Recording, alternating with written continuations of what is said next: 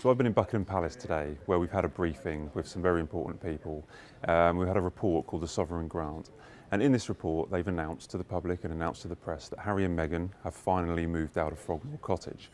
Now, this is a story that the Sun broke way back in March when we revealed that they've been given an eviction notice. But now finally, the palace has said that they've cleared, they've got rid of all their property, and they've handed back the keys to King Charles. Now, this is the end of Harry and Meghan having any actual home in the United Kingdom. It makes them homeless. They will have to reach a private agreement possibly with the King if they wanted to stay somewhere in London or in the UK in a royal palace. But the future for Frogmore Cottage is now up for grabs. It could likely go out onto the market. It could likely be rented to someone within the palace.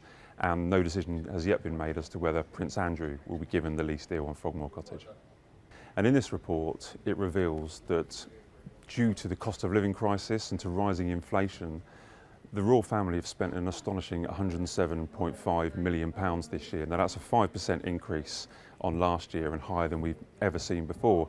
As I say, they are blaming the cost of living crisis, they're blaming high rates of inflation, and it's got to the stage where the palaces are now committed to, and King Charles is committed to, turning down the heating at such buildings such as Windsor Castle, switching off the radiators in Balmoral at weekends just to keep their bills low, but also maybe to reach net zero in emissions for the royal family as well. So this is a huge increase to what we would normally see. Now, the royal family have a deal with the government where they receive about £86 million from the Crown Estates Fund. So obviously this is £20 million more. So the royal family, like many British people around the country at times like this, they've had to dip into their savings, and they've gone in £20 million out of their savings to pay these bills.